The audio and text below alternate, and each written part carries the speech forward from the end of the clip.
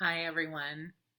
Today we're going to talk about 3-year-olds. I will try and focus on questions that were asked online and also the things that I typically talk about 3-year-olds and the things that are already on my radar and agenda.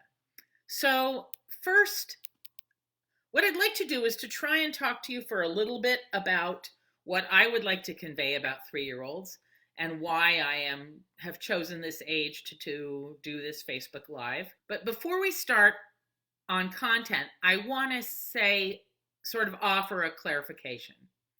So one of the things that comes up a lot, and for obvious reasons and good reasons, is that people want to know what to do. I can launch into a description of this is what 3 is like, these are the things you're inclined to encounter, and then the answer comes up, what should I do when these things happen? We will certainly try and talk some about that. And I want to say from the outset that what you should do is not unique to 3. And I think that's part of why I don't focus on it so much. What you should do is not really any different than what you should do at 6 months or 1 or 2 or 5 or 12, which is that you respond empathically and with compassion to your child with understanding from a place of understanding the stage they're in and the message that their behavior is communicating, and with a lot of flexibility but clear and calm boundaries. So that is the same. It doesn't matter how old the child is. And so there are no secrets in particular to 3 years old. The thing that's unique is understanding what is different about 3-year-olds. And so that's an understanding issue, and that's part of why I want to talk about that first. The reason I'm choosing this age to talk about is that I know a lot of you who participate in the online groups that I run don't have the privilege of seeing the posts that come in, all of the posts that come in, because they don't all make it through to the group. But I will tell you that probably 70% of the questions that come up in terms of parents feeling lost or overwhelmed with parenting concern 3-year-olds. 3 is a very challenging stage for many families and for many parents. It is also a delightful, wonderful, engaging, newly wonderful age that brings with it all kinds of terrific skills and terrific new things to enjoy with your child. One of my very, very favorite times of early childhood, even though so many people look forward, when they read other people's comments, they think of it with dread. The other thing I want to say about 3-year-olds is that for those of you who have more than one child, on average, children tend to be 3 when there is a sibling born. So somewhere between 2.5 and 4 in general. The age span is somewhere around 2-3 years. So even if it was 2 years, that means that child is starting to be moving around when your older child is 3. So some of these things that you see at 3 that are so phenomenally challenging arise as a result of the conditions that we have created by introducing another child into the mix, which may have been difficult at any other age as well, but carries with it its own particular challenges at 3. So that's why I'm doing 3. There are so many questions about 3. There are even more questions about 3.5, and there is a reason for that. So first of all, let's talk about that. The thing about development is that a lot of parents tend to think that development is a relatively linear, gradual upwards process. So a line that goes up. Children's skills get stronger, their thinking gets more sophisticated, etc. Just a straight upwards line. That is in no way how development happens. Development happens in a process that looks more like an up and down cycle, especially in the years between birth and about 5 or 6. Development goes up and down, up and down, up and down. It does have a slight upward, and some ages more dramatic, upward trajectory. The first year of life, when development is so extraordinarily fast, the upward trajectory looks much faster. But at 3 and 4, it is not that large. average. And the ups go way up and the downs go way down. And I'm not so fond of those words up and down, but they are more like what I call periods of regulation, which is a brain development thing, and periods of dysregulation. And what in the most popular article that I often send around, they call stages of equilibrium and disequilibrium. If you are interested in reading that article and you have not seen it, go to Google and type in child development equilibrium. And it will be the first hit on your list. If you read that article, it will really help you to put this in context. Those stages of equilibrium and disequilibrium tend, on average, different for every child, on average tend to go about 6 months at a cycle.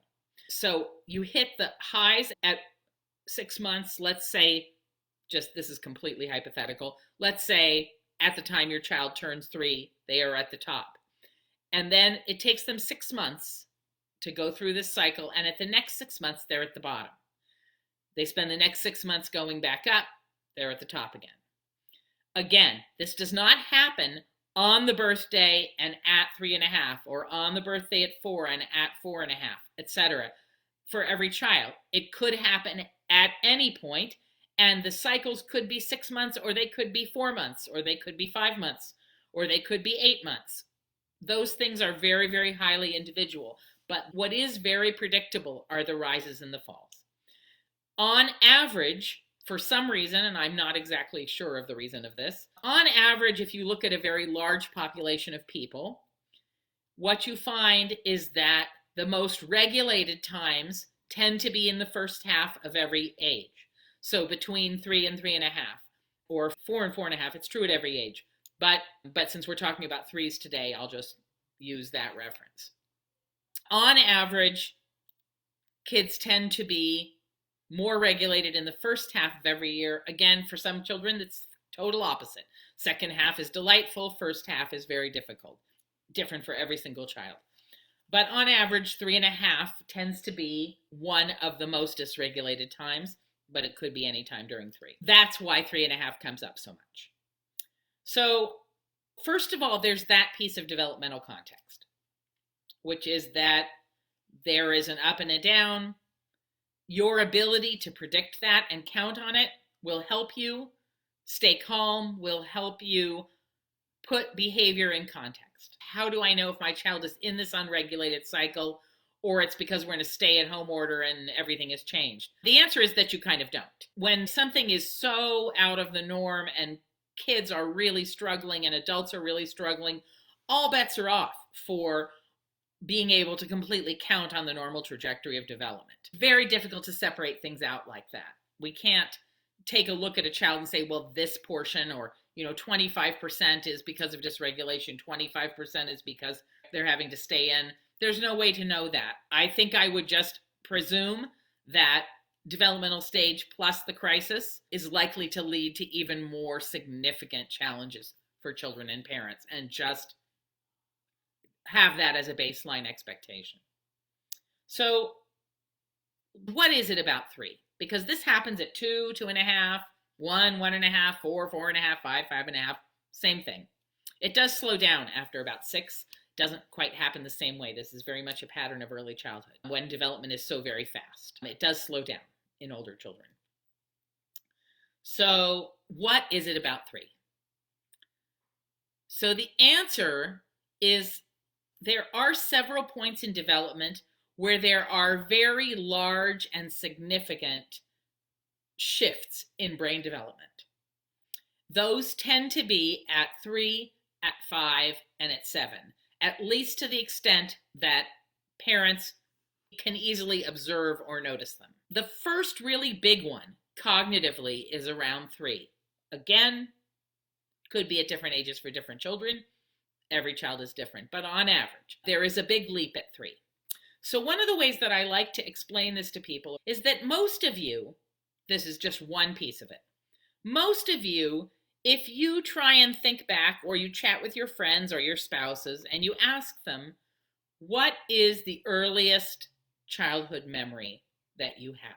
On average, most people remember something somewhere during the 3rd year maybe 4.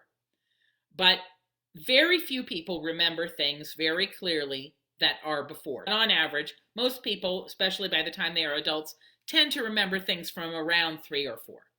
So that's a way of helping us as adults understand what the brain development shift is that happens at 3. So one aspect of what happens at 3 is that there are some significant shifts in the pathways that information passes through in the brain. And one of those shifts is in memory. Brains work like a system of roadways. There are pathways in the brain. The more those pathways are used, the faster they become. So they go from a very slow kind of dirt road to a faster road, to a 2-lane highway, to a larger highway, to a superhighway, depending how frequently those things are used. So for example, when we talk about speaking with infants and we talk about its power in language development, the reason is that the more that pathway is used, the stronger it becomes, the faster those messages travel in the brain. Or to be more coarse about it, one of the things that happens in brain development is that the things you use become stronger and the things you do not use die off. In brain development, it's called pruning. So just like pruning a plant back, the pathways that don't get used shut off, kind of like roads closing. That process also happens with development. So the pathway that memory follows, and they know this from studying brain development, EEGs, PET scans, etc., even in very young children, the path that memory follows in children under 3 or under 3.5 is sensory. Those memories are stored in the sensory part of your brain, not in language part of your brain or in the sort of type of thing that we would consider memory as adults. At 3, the road that led to the place where all the memories were stored was the sensory place, not a place where they are stored in stories, in the way that we think about what memory is as adults. That road that went to where they were storing their memories starts to shut down around 3 sometime, and the road to where the adult memories will be stored in the brain starts to open and get faster. So if you think about it sort of like a file cabinet, it makes sense that as you get older, you remember the things that were stored in the place where we store memories for a lifetime, rather than in another part of the brain. So this is not a discussion about memories. It feels like I've gotten off track. I offer that only as an example of one of the powerful ways that children's brains change when they are 3. They change in other ways as well. And the way that I want to emphasize the most, that I think is most relevant to what we're talking about here, is that children become aware for the first time of their agency. So for those of you who are not super familiar with that term, what it means is that children become consciously aware and able to start to reflect on the impact that they have on other people and their own personal sense of power. It does not mean that they didn't know when they were 1 or 2 that they could make things happen. Babies know that they can make things happen. They know that they can cry and you'll come. They know that you could throw a stuffed animal out of your crib and cry and your parents will come and get it and pick it up and give it back to you. Children know about basic cause and effect even from very early, but they don't think about it and actively and consciously experiment with it. At 3, that suddenly becomes a thing.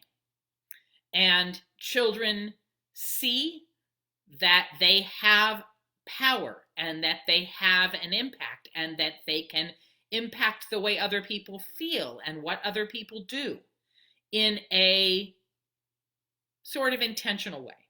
Now, with human beings, all human beings of all ages, including us, when we get something new, we play with it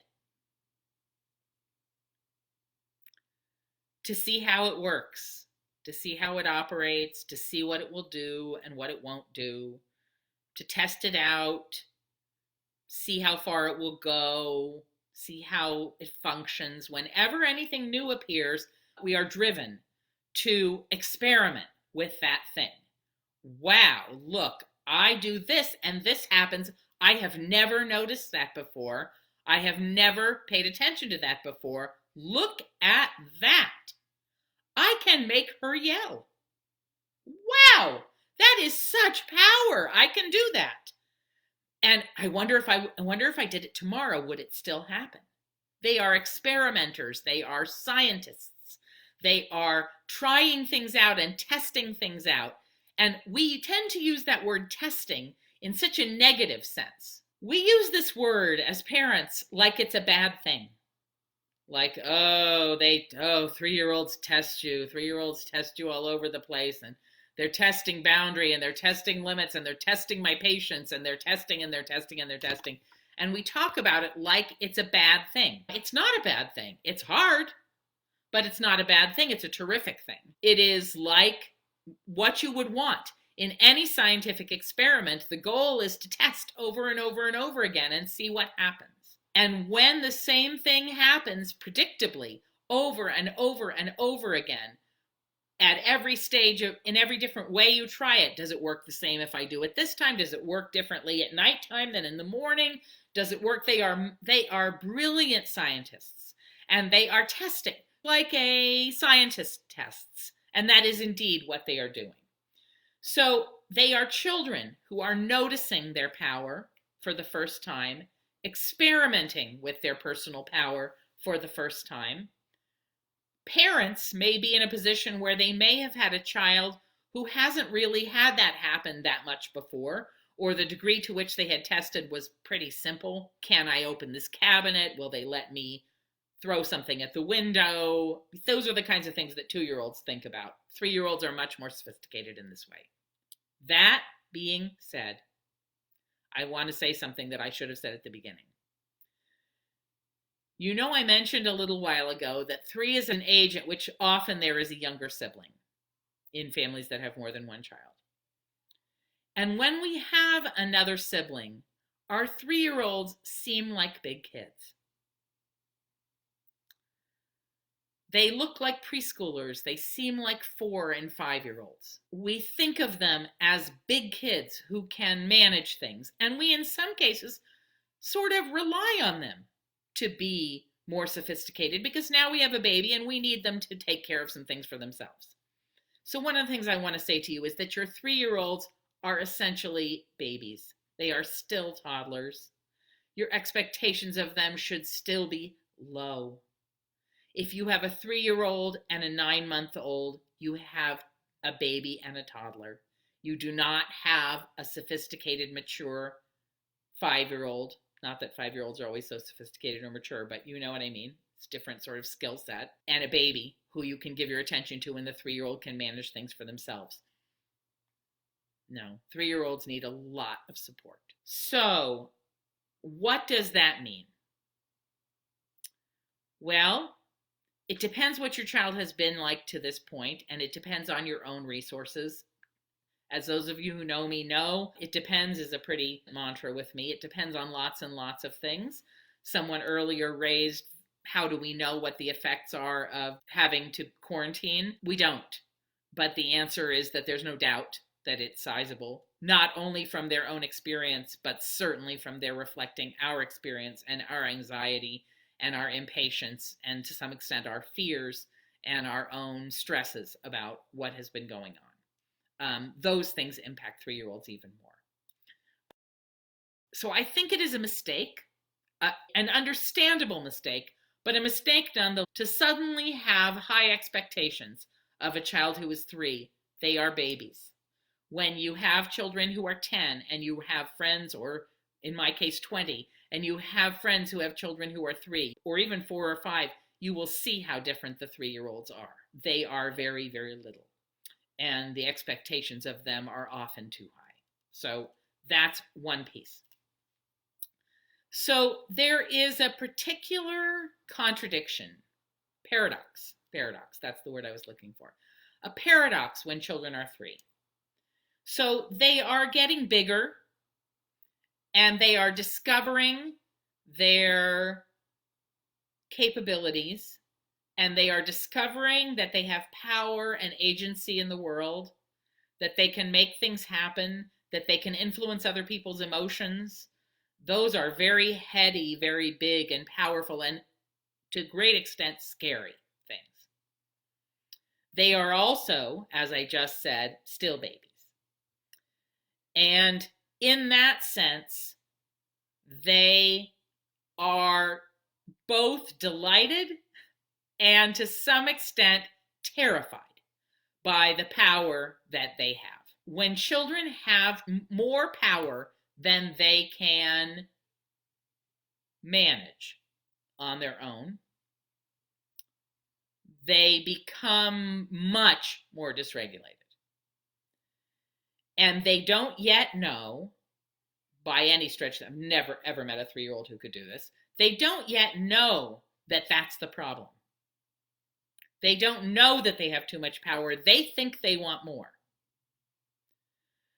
But what happens is that they simultaneously, desperately want someone else to set some boundaries around what they can do and what they can't do, because without that, they feel extraordinarily vulnerable. There's an analogy that I often give that actually came originally from Janet Gonzalez Mano, who is just a lovely, wonderful person. If you can ever read any of her books, she's just wonderful. She talked about the feeling of going over a bridge that doesn't have any sides on it, and what it feels like if you were out for a hike, for example, and you came upon a bridge that was over a ravine with water and there were no sides on the bridge. I actually think about this from hiking. I used to be a big backpacker when I was young. And there would be very large logs that you would cross over, but no sides. And what that feels like in your body and for your confidence, and also what level of attention and focus you have to cross, to spend your time crossing something that doesn't have any sides on it. It creates a basic feeling of insecurity. It isn't a deadly feeling of insecurity, but you have to pay a lot of attention, right? Because there's this feeling like I might fall, I might fall, I might fall. And that's the literal physical interpretation, I might fall. This is why structure is good. When boundaries, literally boundaries, physical boundaries would be railings on that bridge that you're going across. When there are railings on the bridge, you feel much calmer. You feel much more relaxed. You don't feel at risk of falling in. So here's where it gets tricky. And Janet did not say this. This is the elaboration that I usually offer. The question is, how rickety are those handrails? It's great that they're there and you feel a little bit better. But if you touch one of those handrails and the wood looks rotted and it easily gives way, do you feel better than you did when you were on the bridge without any sides on it? Maybe slightly, because maybe the one on the other side is still okay. Maybe 3 feet ahead of you, it's not rotted and you can hold on to it and it'll be okay. Maybe slightly better. But you don't feel great. You feel still vulnerable. If the sides are new wood or metal, steel, and you're crossing over that kind of bridge and you could actually stop, let's say you got dizzy from the height, and you could stop and lean against the railing for as long as you wanted and it didn't move even at all. What is the difference in your feeling? What is the difference in how your body feels, in how you feel like you have to pay such close attention? The word that we're looking for here is security. What does your feeling of security feel like when you have those edges to lean on? That's what boundaries do for 3-year-olds. 3-year-olds are feeling vulnerable, like things are a little dangerous but interesting. It's a beautiful bridge. It's a fun hike. It's an interesting walk. I want to go across there. I want to see what's on the other side. I'm not sure what's going to happen, but I'm really nervous. And what we want to do is to create handrails that are secure and that children can lean on. And that even if they were to get angry, and I'm getting a bit more metaphorical here, but let's say on their way across, they flipped out. They were halfway across the bridge and their 5-year-old brother took the stuffed animal and ran with it. And so they feel really, really panicked, right? And in a 3-year-old who still has very immature impulse regulation, because that part of the brain is not a part that develops at 3, they still have basically no impulse control. What you want is for them to be able to grab onto those railings and shake and shake and shake and scream and do things and still not fall off the bridge. Those railings are us. We are the railings. We don't only set the railings. I'm not talking about gates, although gates have their place. I'm not talking about gates. I'm not talking about physical railings. I'm not talking about any of those. We are the sides. We are the sides, and sometimes we erect the sides. Many people have talked to me about 3-year-olds, for example, who run away when you're out for a walk. And my answer, as many of you know, is that if you cannot rely on them to stay with you, then you need to hold their hand or put them in a stroller. Both things they may not like. But in that case, you are being the boundary. When that boundary comes up, they don't want it there because they feel their power and they resist it. That's what testing the boundary is like. They want to know, will it stay? Will it stay? Or do I have the power to convince you to let go and trust me? I won't run, I won't run, I won't run. I'll stay right here next to you. Most of you who have a runner know that doesn't work. And what they're looking for is for you to say, I understand you really want to run. We will run when we get to the park. I can't let you do that on the sidewalk. That's not safe. I'm going to hold on to your hand. They squirm, they scream, no, and you say, you're hurting me. They'll say, you're hurting me. Again, an exercise of their own power to see what will happen. Can I do that? I have agency. Can I do that? And my parents will respond differently. I'll try it. And the answer is, I can't take you on a walk and let you walk by yourself right now. It's too hard for your body to remember not to run off, and that's not safe, so I'm going to hold on to your hand. I know you don't like it. I can do that, or we can put you in the stroller if you'd prefer, right? This is not an angry thing. No, I have to hold on to your hand because I can't trust you. You're just going to run away. No, I don't believe you. You're not going to stay with me. No, those are all punitive responses, and they don't have in them an understanding that this is not something that the child can control. They're not doing it to force you into this position of having to hold their hand. That's a choice that you're making to keep them safe. It does not cause lasting damage to have firm and clear boundaries. The task for you, as ever, is balance. Because when I speak in this way, I know so well that a lot of people will say, okay, Robin said that my 3-year-old needs boundaries, so here's all the boundaries we're going to set. That's the wrong direction too. Because this is a dance between you and your child, your individual child, who may be in a different stage next week, or in 2 weeks, or next month. Maybe you can try and let go. There's so many maybes. There are so many ways in which this depends. So you have to experiment yourself. So how do I know when I need to set that firm boundary and when I can relax it to give them some of the power that they so badly want? Because there's nothing wrong with them having that power. It's terrific as long as it's working for everyone. And the answer is that I can't tell you that. The answer is that children show us through their behavior what they can manage and what they cannot manage. If the boundaries are too loose across the board, you will see a lot of dysregulation. If the boundaries are way too tight all the way across the board, you will see a lot of dysregulation. What you're aiming for is balance, and that comes from experimentation. You try it. Well, how do I know? Try it. Try for a week to be more consistent and calm and clear about what those boundaries are.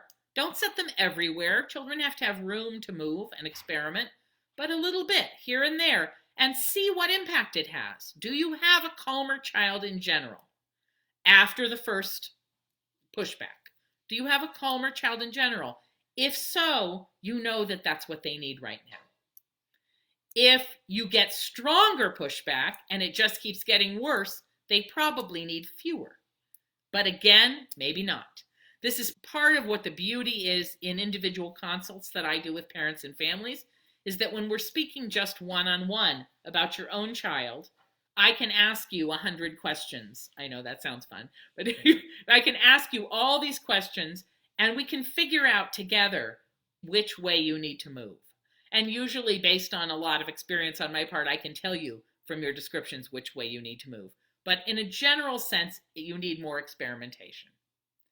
So we do it with confidence, without upset, in a non punitive way, without anger, with an underlying understanding of what this developmental stage is about that they're in. We do it for their own security and for their protection. We let go of it sometimes. We do it to give them room. One of the analogies I often use with parents is that we create a box. Think about a small sort of wooden box with wood sides, not cardboard because cardboard's too flimsy, but with wood sides on it. And we are the wood box. Wood bottom, 4 sides on the box, maybe 4 or 5 inches tall. We have the power as parents to make the box a little bit bigger or a little bit smaller. It should never have the sides taken down. There should always be sides. But we could make the box a little bit bigger. But within that box, children can move wherever they'd like. So that's what boundaries look like. They are not rigid where children must do this or children must do this. No, children have a lot of room to move. But at some point, they're going to bang into the wall. And when they bang into the wall doesn't move. It stays the same. Next week, it might move. Next month, it might move a little bit. Maybe the box will be a little bit larger because they can handle more. When they're showing you they can handle less, maybe the box gets a little bit smaller and they have fewer choices.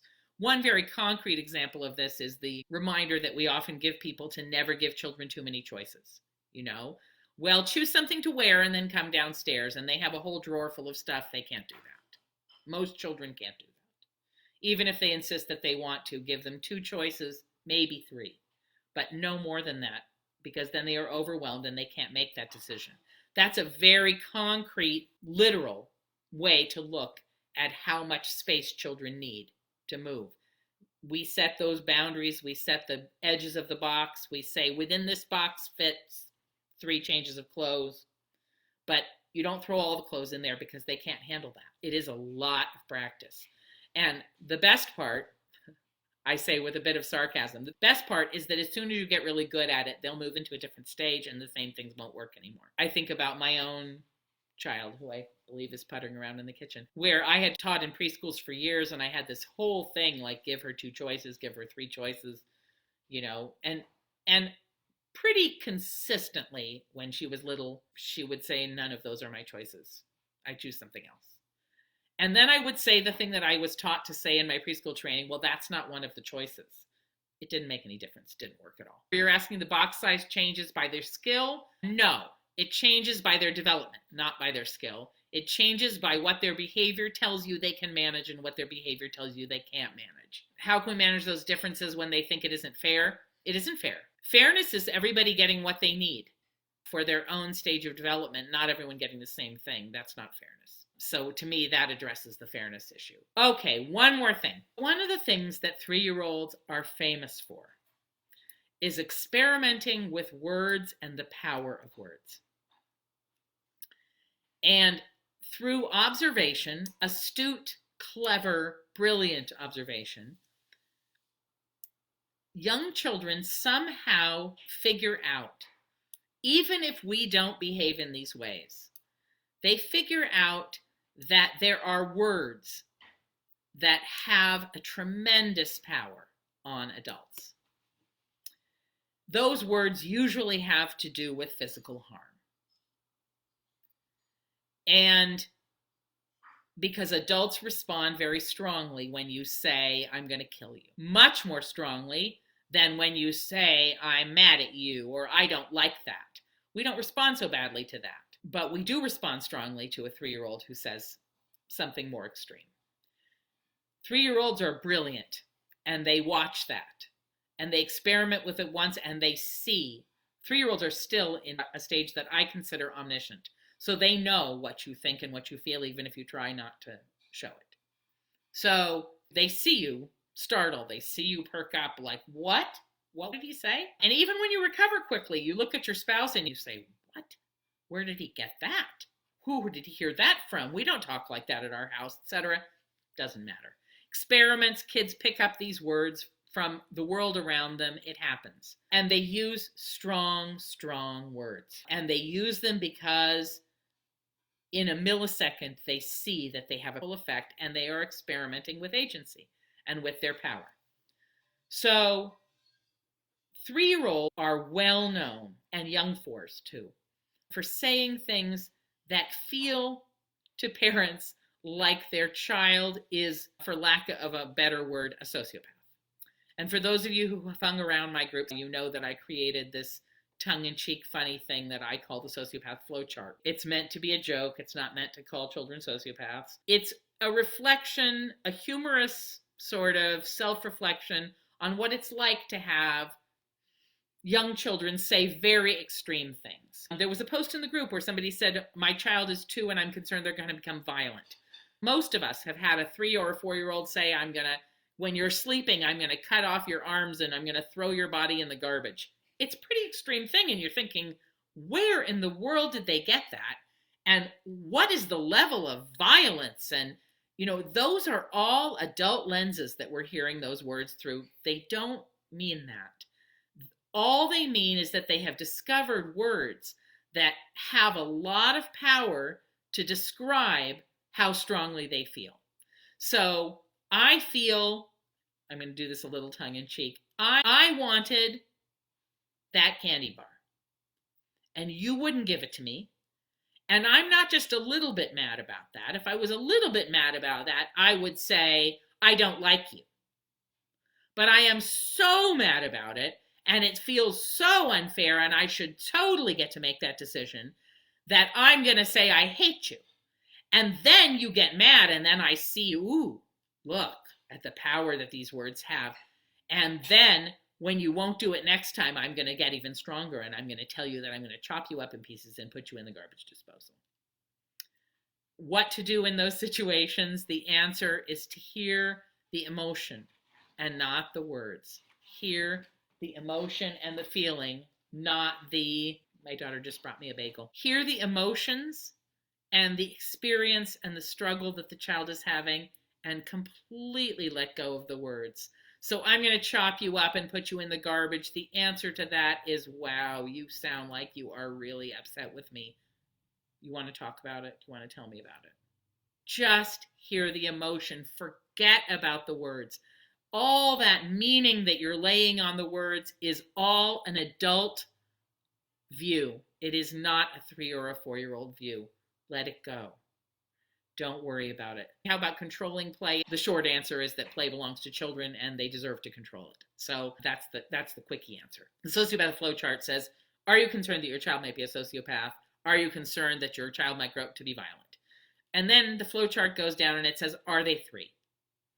And if you say yes, they're 3, it goes to a box that says, don't worry about it, it's fine. There's also a box that says, are they 4? Because sometimes this happens at 4 too. And that also leads to the box that says, don't worry about it. Respond to the emotion, not to the content. We are stuck in houses. We are stuck without friends for ourselves and for our children.